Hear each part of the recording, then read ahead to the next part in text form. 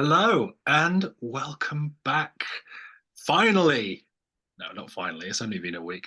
1968, we're here, albums of the year, back with Chris with an entirely new face and Vanessa with the same face, thankfully. Um, and yeah, we're here to talk about 1968. The 60s are coming to a close. I think if I can speak for myself, I see the 70s on the horizon. I'm thinking that's some exciting stuff. I'm excited to get into that era. I've been listening to a lot of Baroque pop and folk, and I kind of want some hard rock in the mix. I want that variety, the power pop, everything in the 70s.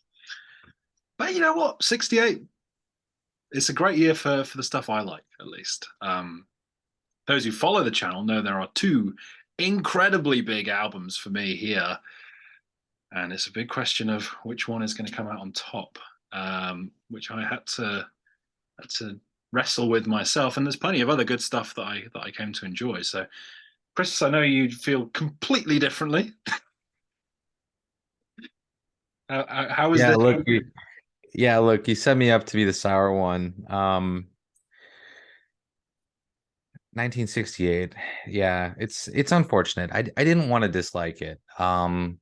It just feels like a, a whole step down from 1967. A whole step, not a half step.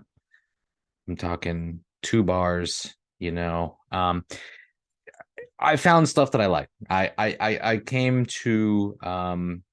came to terms with 1968. I'm happy to report. I don't hate it.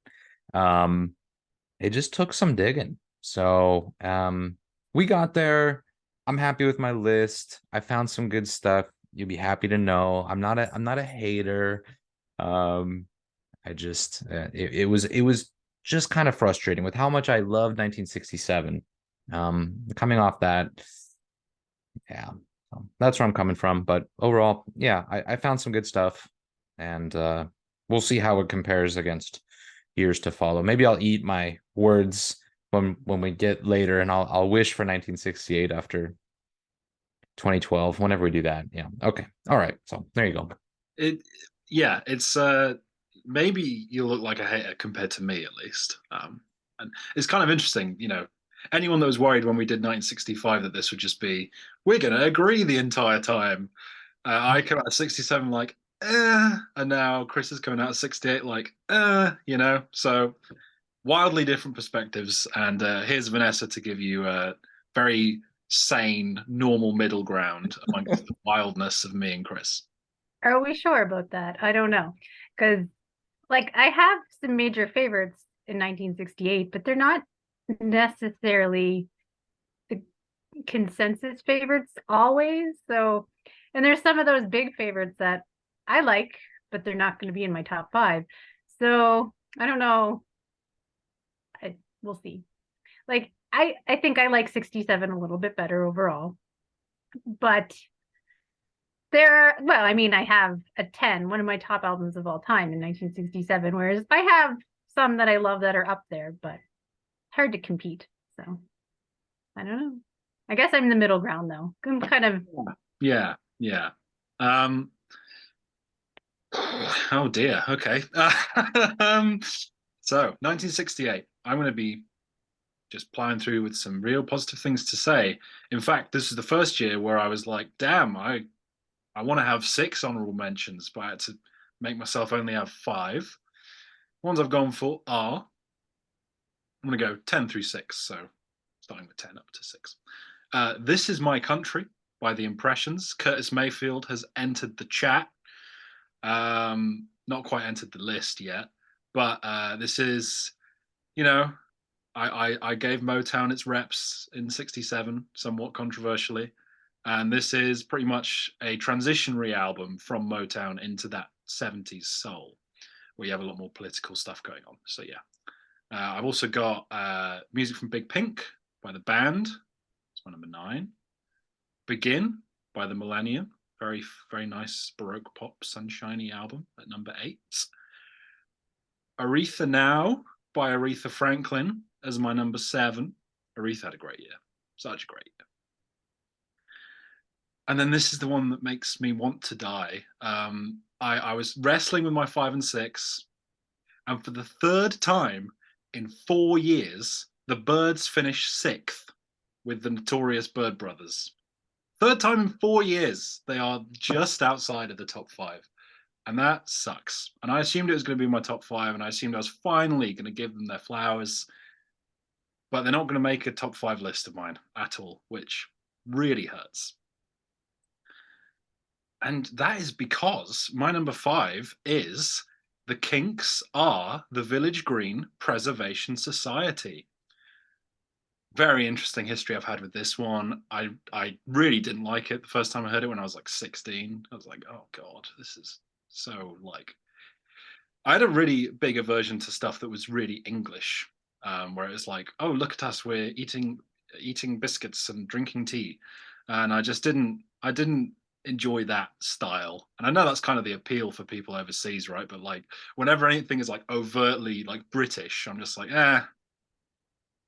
And I listened to it again, like whenever Tastes Like Music did the Kinks. I was like, okay, I see some merit in this. And then I thought, well, I may as well listen to it again for this. And I loved it from start to finish. Both Village Green songs are excellent. You remember Walter, People Take Pictures of Each Other, Johnny Thunder, All of My Friends Were There. These are all bangers. It's thematically rich with songs that all work together to paint a beautiful picture of English rural life. Yes, that was scripted, couldn't you tell? My number 4, Bookends by Simon and Garfunkel, my beloved. Probably my second favorite 60s artist behind you guys know. The first half is this sort of kind of interesting concept driven section, mostly about everyday life and getting old, written by a 27-year-old. So that's, pretty mature songwriting. It's very much the first half of the album feels like an album experience rather than taking tracks away, with exceptions being Save the Life of My Child and America. Those are both bangers. Side 2 is just a selection of different singles that they had, Mrs. Robinson, Hazy Shade of Winter being big highlights. They are a duo that hold a special place in my heart. And this album is among the best things they did, I think. Full of warmth, melody, mature, poetic lyrics. Great for an autumn listen. It's like 28 minutes long, so I've probably listened to it in full more than most albums. My number 3, The Zombies with Odyssey and Oracle. Another album I had a bit of a rocky history with. I guess my first listen, I was stronger than I was in my first listen to Village Green, but I didn't quite get the overwhelming love. And then I came back to it a few years down the line, and again, I was just sold. Colin Blunstone's vocals are absolutely angelic on this album. The keyboards sound amazing. There's a lot of variety within the Baroque pop styles that they're doing. You've got the epic songs like Carousel 44 and Hung Up on a Dream. You've got the classic single that everybody knows, Time of the Season. You get like nice little delicate songs like A Rose for Emily, This Will Be Our Year. It's just some of the best pop that you'll find in this era. And way better than any album in 1967. Then there's my top 2. I think we all knew where this was heading, really, but that doesn't make it hurt any less. My what was it, 14th, 15th favorite album of all time has to be number 2. Harry Nilsson, Aerial Ballet is my number 2. Probably one of the hardest albums to not give the win to that I will ever have. Just on a pure songwriting level, it is breathtaking. You have some like really whimsical, odd songs like Good Old Desk and like the sort of heartbreaking beauty of I Said Goodbye to Me. It sort of doubles as this breezy, easy summer's day listen and this sort of poignant cry for help. A lot of these lyrics are really depressing, but he has these like really chipper, sunshiny melodies that sort of hide all that. And I've talked about it at length before, so I'll leave it there. But if you don't know that I love Aerial Ballet yet, then you are very much mistaken. And then, of course, third album of the year win in 4 years for the Beatles with the White Album, my third favorite album of all time. It's a grand statement of their career. again, like I said in the Beatles video, of course it's too long. Like I know, I'm aware that if you really wanted to, you could cut Revolution 9, or Why Don't We Do It in the Road, and you probably wouldn't lose that much in terms of quality. But it's just this vast, eclectic experience of all different kinds of music that was going on at the time. It was one of the most crucial albums to my musical discovery. Between my, would I like hard rock if not for Helter Skelter? Probably not. Would I like country if not for Don't Pass Me By? Probably not. There's just all these different, it was one of the first albums that I owned on vinyl. And I remember putting it on, and then that transition from back in the USSR to Dear Prudence, when I had my stereo set up in my living room, it sounded like the song was like rotating around me. It was insane. And yeah, it's just a really magical album to me that I get lost in every time. Even though it's an hour and a half long, I always have to stop myself from listening to Back in the USSR, because I know what's happening if I listen to that song. I'm at least going to listen to the whole first disc. Um, and then maybe I'll be like, okay, I've just had I Will and Julia. I need to stop and be productive with my day. But sometimes it's not as easy as that. And the White Album is just one of these truly beautiful masterpieces of music for me, where it just brings everything I want. Maybe a little bit of stuff I don't want, but I can deal with that. It is just an insane, batshit, amazing piece of art. And that's why it's my number one album of 1968. Wow. Yeah. Not a lot of surprises, given how passionate you are about your top two. And I think the others good shout outs there. Um, yeah. I understand it. But you don't want it. I don't want it, yeah, so to speak. But we will share some. In fact, just playing a little Mastermind. Remember that game where you had to guess not just the color, but the color in the position? And there's some positions here. So looking forward to explaining that. So yeah, as the resident hater of 1968, I'd like to tell you about a couple honorable mentions here. Frankly, these are lucky they I'm just kidding. No, I actually like all of the albums I'm about to talk about. These will go pretty quick though, from 10 to 6. Just a couple honorable mentions. Sorry if you can hear my dog wrestling around. Number 10 is going to be Beggar's Banquet by the Rolling Stones. Oh yeah, sorry I couldn't be higher, but this year kind of sucks.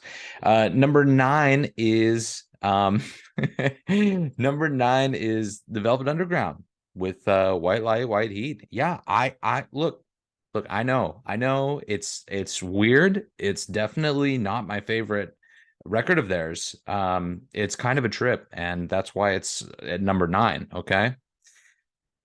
Number 8. Number 8, I'm gonna give an honorable mention to the White Album by the Beatles. Yeah, try again next year. For a second, I thought you were going to put Beggar's Banquet above the White Album, and that probably would have made me end the call, to be honest. That would push me over the edge. But look, here's a mastermind for you. Number 7 is Lady Soul by Aretha Franklin. Holy smokes, what a great record. And number 6 is the Notorious Blues Brothers. Really? Notorious Bird Brothers by the Byrds. They're not making top 5. They had their chance with 5D. They got there. Those are my honorable mentions. So that's number 6. Yeah, okay. Good records, but so for my actual list, yeah, this was, a tough year for me to sift through and not be as impressed as I was hoping I would be. I don't want to be a hater. Number 5 is gonna be Music from Big Pink by the band. Yeah, I didn't really know that much about the band. I knew the hit, right? The Wait, whatever. This album is so like anti-psychedelic. It's kind of like a I don't know, it feels kind of like a protest against all of the psychedelic rock and pop that was around the time. And it's just like pure roots. There's something that someone said it invented the genre of Americana. I don't know if that's true, but someone said it and I believe it, so I'm gonna repeat it. It's just so laid back, and it's just like it doesn't rely on a whole lot of tricks. It's just great instrumentation, great songwriting. It just puts a smile on my face. I don't know what else I can say. I don't need to say anything else. This was a first listen for me. It turned into several listens, and I really like it. So I guess I should listen to the band more. This is a cool record. I recommend it. If you don't know it, I didn't know it, so okay. Number 4 is going to be Bookends by Simon and Garfunkel. I think that might be another mastermind moment for us. I think we shared another position. So, as Francis McDormand put it, honey, they're on pot.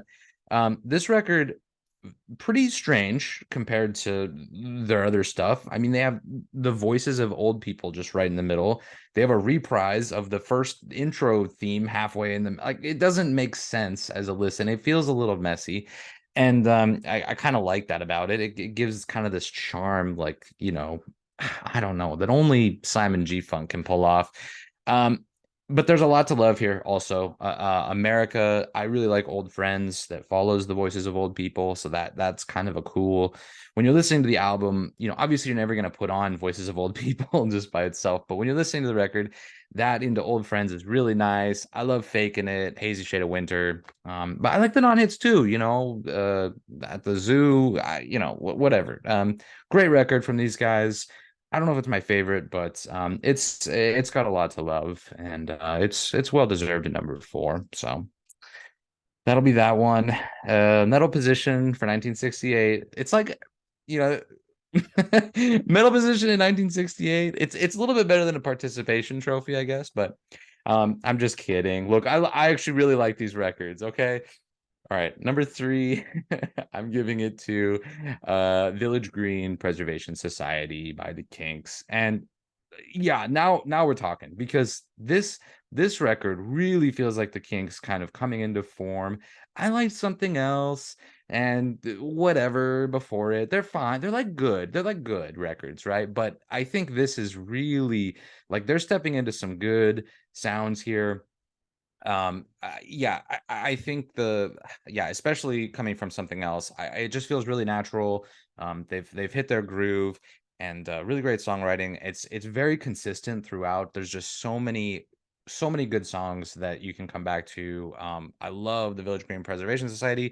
Do you remember Walter, Picture Book, Animal Farm, Village Green, Wicked Annabella, People Take Pictures? I mean, it's like every other song is just a banger. So um and the rest are like totally serviceable. So it makes for just a great listen. It's well deserved. Bronze medal in a bronze year. My number 2, my silver medal, will go to Electric Ladyland by Jimi Hendrix Experience. Yeah, Jimmy keeps winning, and I'm sure he will for years to come, right? Right, guys? Um, no, yeah, I was a little unsure about this one. I don't know if I had actually listened to it in its entirety, and coming off of Are You Experienced, me being so hot on that, I was a little concerned about Jimmy, frankly, but and I do think I like Are You Experienced, the US version, a little bit more than this, but this one is really good. It is not really a fair comparison to stack it against that of the record. And this one kicks ass. It's easily my favorite double album of the year, and despite the length, I think Jimmy keeps it interesting the whole time. So many great songs, even the ones you don't hear people talk about are just really great. Yeah, Jimmy did a lot of work. Thank you for your service, Jimmy. We love you. Which means my number 1, my gold medal record, had to be, there was no other option. I tried, I looked, I get it. Odyssey and Oracle wins. It's the best record of 1968.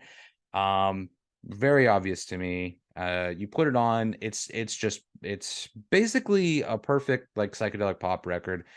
The songwriting is great. There's so many just cool moments that feel beyond their time. I love so many of the songs. They do not slouch on the playing. They're excellent playing, excellent. Everything just sounds so good. I love basically every song here.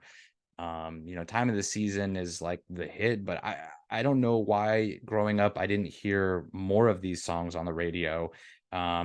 You know, I've heard them since because I kind of sought them out, but I don't really remember hearing Rose for Emily or Carousel 644. You know, I don't know. I didn't hear this stuff like when I wasn't seeking for it. So I kind of blame the world for not exposing me more to the Zombies. I'm glad they're still touring. That's kind of wild. But good on you guys. And yeah, Odyssey and Oracle gonna do it for me in 1968. So well done. That's what I got. 0 for 1 on predictions because I thought you'd have Village Green, but I wasn't that far. Yeah, yeah. That's a great record. I think part of why we never hear anything else from Odyssey and Oracle is because it was kind of a flop at the time. And it took 2 years for Time of the Season to become a hit, but even then they'd already broken up. And I don't think that anything else really hit back then. So, which is weird to think about, but Yeah, in retrospect, I mean that would make a lot of sense, especially if the label wasn't pushing for it. But I just feel bad. I feel bad for them that they're not those songs aren't more exposed. You know, This Will Be Our Year is like a perfect radio song, and I yeah. don't understand why that wouldn't be everywhere. But Yeah. anyway, that's just a separate gripe to Entercom and iHeartRadio. So screw you guys. Apparently they released that I can't remember the name of it right off the top of my head, that Mining Song is a single. That one at the time, which I read that and I was like, what? Why would this? But I guess they thought it would tie in with the Vietnam War and like topical or whatever, but obviously it was a poor choice. I mean, it's kind of a cool song, but not a single. So anyway, I guess I will do my honorable mentions the same way you guys did. And there are a few of them are a bit different. My number 10 is Bobby Gentry and the Delta Suite. Number 9 is Dillard and Clark and the Fantastic Expedition of Dillard and Clark. Number 8, which is one I'm a little bit surprised wasn't mentioned at all, Big Brother and the Holding Company and Cheap Thrills. Well, didn't even hear it. Oh, wow. Janis Joplin. And Aretha Franklin, Lady Soul, number 7. And regrettably, Tom, number 6 is Aerial Ballet. But it was close. It almost got to 5, but couldn't quite beat my number 5, which is The Kinks Are the Village Green Preservation Society. That is number 5. Just think, as you both said, it's a really cool album of character sketches and interesting songs to go with it. I can't think of this album without having the Village Green Preservation Society, the song, play in my head. Like I'll just think about the album and it'll just start playing. It's like it's got its own theme song, which is kind of fun. Lots of really cool songs here. And one of the albums that really cemented to me that the Kinks are special when I went through their discography earlier this year. And not just for the songs that I already knew. Like this was when I really knew that they were more, there was more to them than that. And it is my newest discovery on this list, but it's already a favorite. My number 4 is Odyssey and Oracle. It's always an album that's been kind of there in the background for me. I've always loved Time of the Season, and I've had this album on my computer for years, and I listened to it here and there, but it didn't really grab me until the last couple of years, and that's when my appreciation for it has really grown, especially for Colin Blunstone as a vocalist, as you said, and for everything else too. Great songwriting, memorable hooks, interesting lyrics about a lot of different unusual topics, like a song about somebody in prison and like stuff like that. That's very different, but they made and then put it in these gorgeous, catchy songs, which is really cool. And there's so much more to love here than what I long considered their signature song and really the only thing I cared about before. So it's definitely worth checking out if that's all you know, for sure. And now here's where I diverge a little bit. My number 3, which I actually originally thought would be my number 1, but unfortunately it's number 3, is Sweetheart of the Rodeo by the Byrds, which neither of you mentioned, but I know people don't look upon it as highly as I do usually. Often considered the first country rock album, and it inspired a genre I typically love. And it's no different than a lot of the stuff I love, but it really kickstarted everything for me. And it was an absolute revelation to me when I found it several years ago. And it really brought me a true love of country music. And I dabbled in it a little bit before that, but I was a bit on the fence about the genre as a whole. But when I heard this album, that's really what caused me to just absolutely love it. And it really showed me what country could be when it was done well. There are very few original songs here, and they're all written by Graham Parsons, I'm pretty sure. But I do think that they do all the covers justice that they do here, and I think they put their stamp on them and make them interesting and entertaining. So, Sweetheart of the Rodeo #3, sadly. And also sadly at #2 is the White Album. So it's the template for the ideal double album, chock full of variety and killer memorable songs. It's a Beatles album that has taken me a little longer to appreciate than some of the others as a full piece of work, but I really have, especially in the last year or so. They take you on a ride with this album, 90 minutes of twists and turns, beauty and experimentation. And we could go on all day about its impact on popular culture, but that's not what we're here for, right? So, but I do think that as a listening experience, it's still always entertaining. There's always something new to discover. There's always something new to find in it. And I just think they make that time worth it for you. They make it an experience, and it's a time commitment, but ultimately a rewarding one. So it's really kind of staggering to stop and think about all the great songs on this album, which we have had to a lot lately. And it's just kind of, it's almost overwhelming to think about, but still #2 of the year. #1 though might get some people scratching their heads, but I don't care. It's music from Big Pink. I love this album. I grew up with it. I heard it a lot. My dad's a big fan of the band. So I guess it's only natural that it's something that I would also love. I love that it's cozy and organic sounding. It always has this homey feeling. It's like catching up with an old friend to me. Like all these songs are just, they're in my bones, as I always say. Like they're there and I hear them, and it's just such a great feeling. And re-listening to it for this, I was just like, no, this is my #1 of the year. Whatever everybody else's opinion be damned. So I love Richard Manuel's voice, but I also love all their voices and what they bring to the songs. They're playing, their songwriting. It's just filled with great songs, start to finish. And it's inspired so much that I love after it too. So, and like Chris said, it is quite counter to what was happening at the time. Like it really, it's a huge contrast, but it's a welcome one. So, yeah. Well, I'm 0 for 2. Sweetheart of the Rodeo was my guess.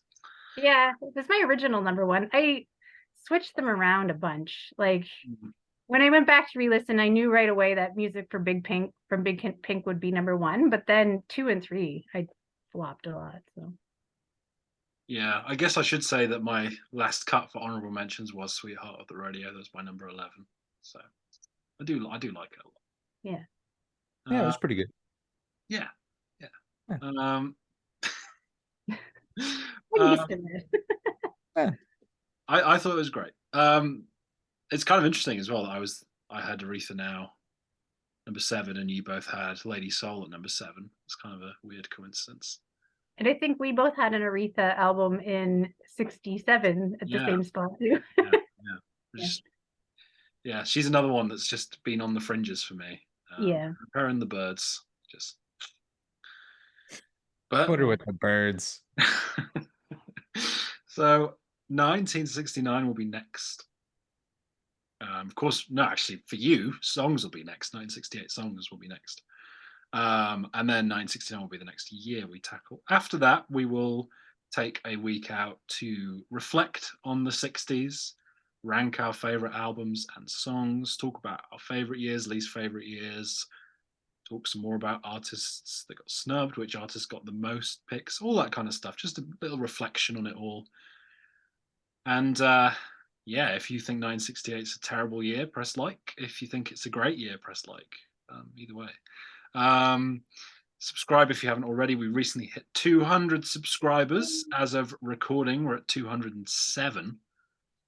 So hopefully, if you're not subscribed, you can join the club. There's a lot of cool people in the comments to talk to, and a lot of cool videos happening. The Saturday tradition took a week off, but hopefully we'll be back in the swing of it now. Thank you very much for watching from me, Vanessa, and Chris. And hopefully we will catch you soon.